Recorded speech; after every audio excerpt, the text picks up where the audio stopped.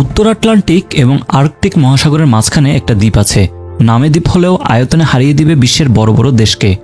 Mexico কিংবা Saudi আরবের চেয়েও আয়তনে বড় এই দ্বীপটির নাম গ্রিনল্যান্ড।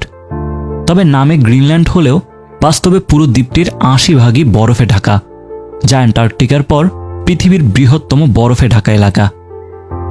গ্রিনল্যান্ডের উত্তরে আর্কটিক মহাসাগর, পূর্বে গ্রিনল্যান্ড সাগর, যার অপর প্রান্তে ইউরোপ মহাদেশ, একটু দক্ষিণে নামলেই আইসল্যান্ড। ডেনমার্ক প্রণালী তাকে আলাদা করে দিয়েছে গ্রিনল্যান্ড থেকে।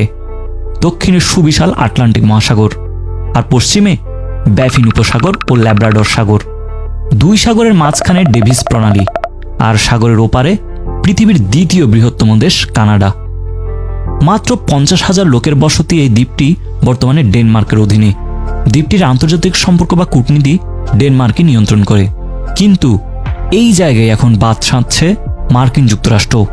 এর কারণ, গ্রিনল্যান্ডে কিন্তু অলরেডি যুক্তরাষ্ট্রের একটা ঘাঁটি আছে, যদিও থুল বা পিতুফিক বেসটি মূলত একটি স্পেস বেস। কোল্ড ওয়ারের সময় স্থাপিত এই বেসটির কাজ ছিল সোভিয়েত ইউনিয়ন থেকে ছোড়া যে কোনো মিসাইল ডিটেক্ট করা। তবে মার্কিন যুক্তরাষ্ট্র এখন চায় পুরো দ্বীপটিকেই কিনে নিতে। গ্রিনল্যান্ডের অবস্থান ইউরোপ ও উত্তর আমেরিকার মাঝখানে, তাই উত্তর ইউরোপ, বিশেষ করে রাশিয়া থেকে কোনো এয়ারক্রাফট বা সাবমেরিনকে আটলান্টিক মহাসাগরে ঢুকতে হলে তাকে গ্রিনল্যান্ডের পাশ দিয়েই যেতে হবে।